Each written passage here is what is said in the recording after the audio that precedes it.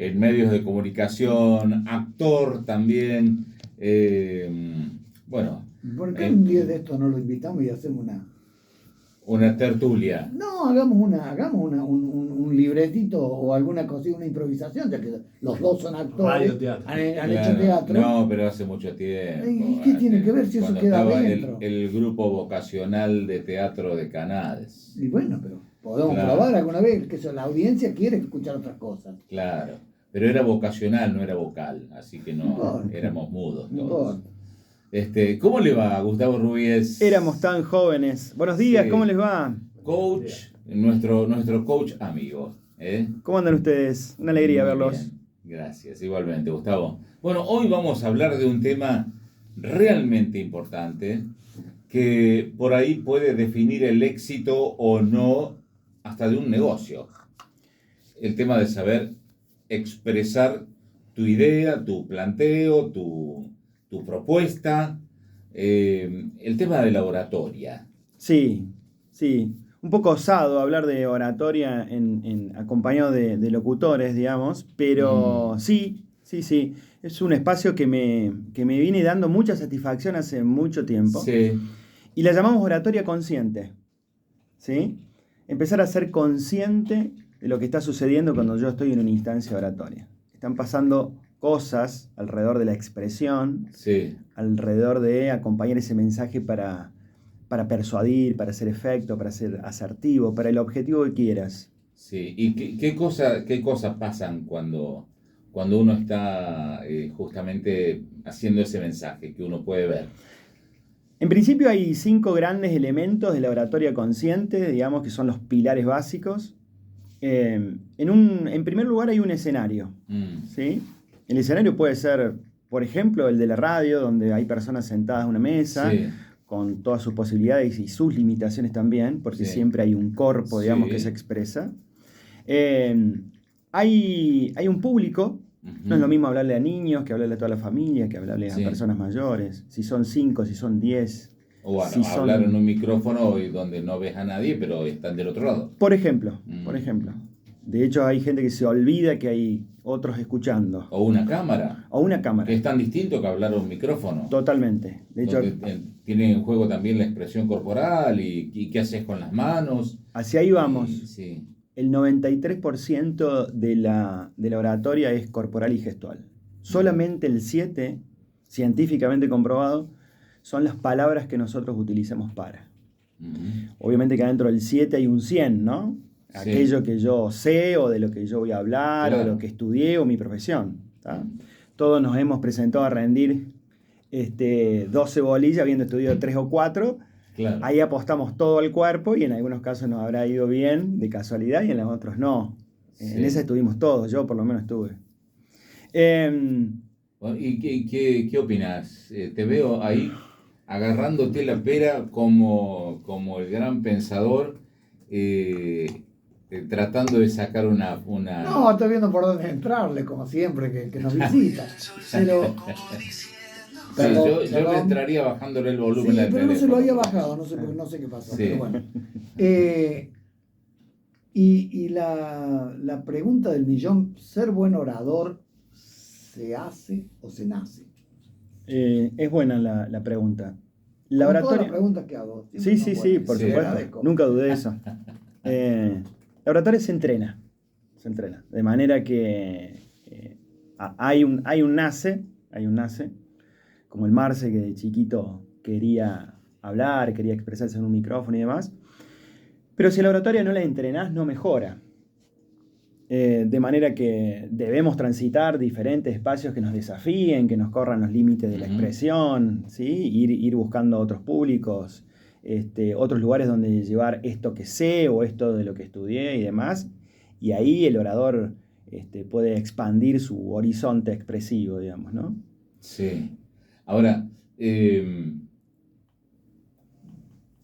es importante primero tener en claro qué vas a decir, pero ¿cómo controlas el público? ¿Cómo manejas el público? Porque además de estar atento a lo que estás diciendo y el orden de cómo vas a decirlo, tenés que estar atento a las caras del público cuando estás en vivo en un escenario. Es interesante lo que traes, Marce, porque vos utilizás términos como controlar al público, ¿sí? Y en realidad el público no lo controlamos. El público va a hacer lo que él quiera siempre, ¿sí? En todo caso, lo que el orador avesado hace con eso es empezar a gestionarlo. El charlatán, el intrépido, el que levanta la mano un montón de veces, el que quiere protagonismo, el que quiere que lo escuchen, o quien va a contradecir al que expone, aparece siempre, digamos, ¿no? En todo caso, deberá el orador poner en marcha algunas habilidades para tomar eso que sucede. Esto viene un poco del teatro de improvisación. Todo lo que sucede está ahí y es insumo.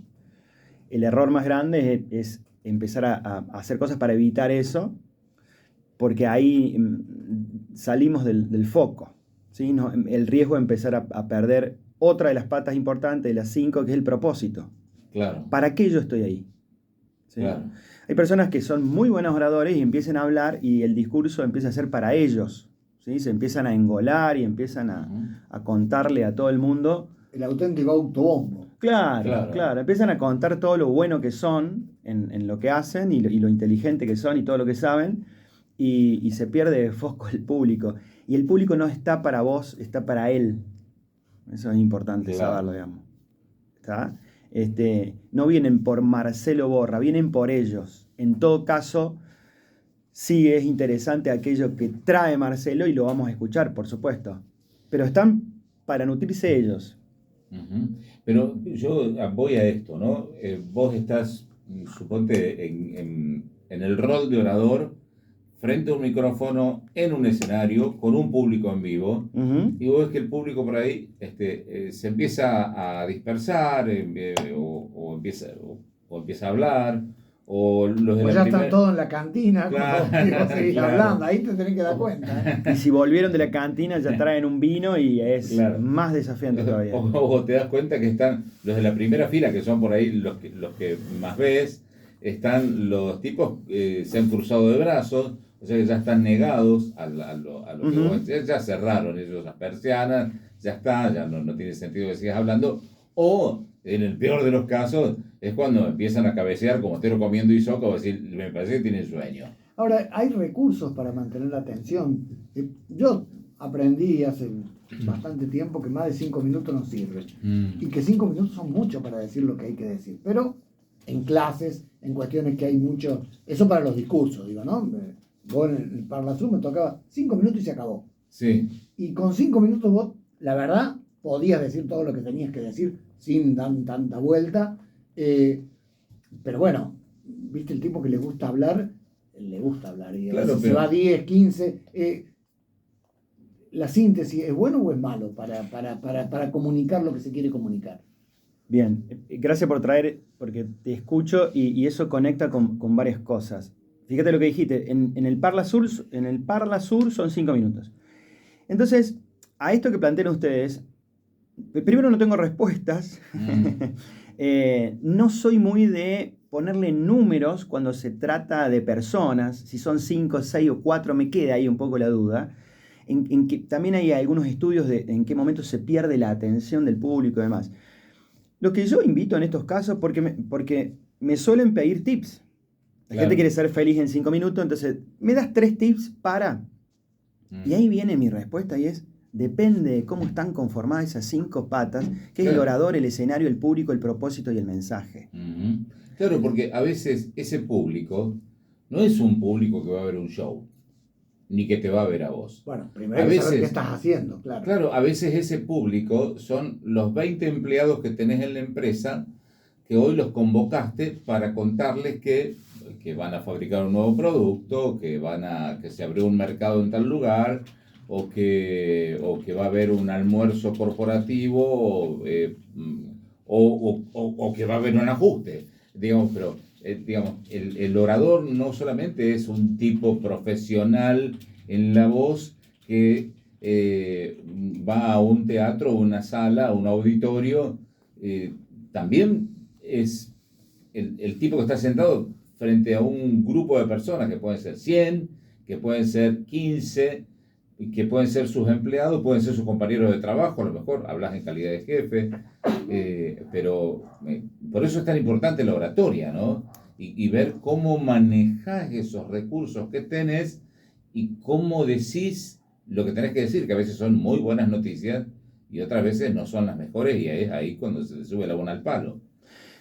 Tal cual. Y lo que nos tenemos que preguntar es, esas personas que están ahí, ¿de dónde vienen? ¿Quiénes son? ¿Tienen el mismo nivel intelectual? ¿Es un público variado? Hace 3 días que están en una capacitación y están harto y te tocó la ponencia número 25. Claro. Sos el orador número 38 de la jornada. Te pusieron de relleno, te pusieron porque sos simpático y va a estar en el medio entre 2 ponencias técnicas muy especiales, de manera que le estás hablando a técnicos. Y así podemos seguir y revisar. Por eso esa fórmula es dinámica.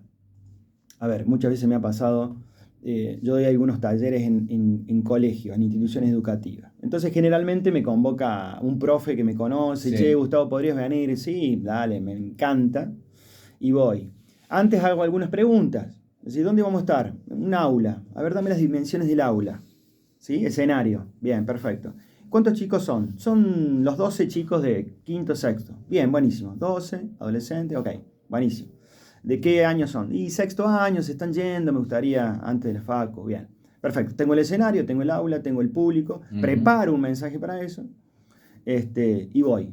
Llego allá y me recibe la directora de la institución, muy contenta que voy. Y dice, queremos aprovechar, Gustavo, que viniste. Y trajimos los 3/4, los 3/5 y los 3/6. Y te dimos el Zoom. Todo cambió. El escenario del aula ya pasó a ser un galpón gigante. Hay 60 adolescentes que no todos están demasiado conectados con eso. A los del último están sacando el celu, miran para todas partes. Se pegan pinchazos en la oreja uno con otro, claro. Entonces yo tengo que cambiar el mensaje, tengo que cambiar mi corporalidad y tengo que adaptar todo eso. Por eso nunca hablo de tips, digo, si no más vale presento. Pero sí de recursos. Claro. O sea, hay elementos, en eso te quería preguntar. Sí. El humor. Garpa, en una presentación, así sea una presentación seria, colocar puntos de humor, garpa. Sí, todo, salvo que hayas convocado a tus 20 empleados para decirle que va a haber una reducción. No, pero a veces a lo mejor puede pasar que el humor que se plantea algo como para mantener la atención, lo que haga es desviar el mensaje que vos querías dar, porque viste, suele pasar a algunos políticos que utilizan el humor como forma de comunicación y te terminás olvidando qué es lo que dijo, qué es lo que te quiso decir. Claro. Sí. Bueno, de nuevo aparece la pregunta del depende. El recurso del humor es un recurso bueno, en la medida que lo uses de manera adecuada. También es una escena teatral el hecho de la oratoria, entonces cuando un recurso lo usás demasiado, lo que más le bajás ¿me entendés? Le bajás la efectividad. Entonces, viniste a dar una ponencia. Como con el comino, si le pones mucho, tal cual. la arruinas. Sí, tal cual. Es como el comino. Entonces, se dice, hay un postulado que dice que no hay nada serio, nada importante que no se pueda decir con una sonrisa, digamos, y eso sí es un aporte. Como recurso hay que tener en cuenta el cuerpo. Hay que tener en cuenta que todo lo que hace mi cuerpo lo hace la ponencia. Digamos, ¿está? Mi instrumento es el cuerpo. Entonces yo me tengo que empezar a hacer preguntas para este público, para este escenario.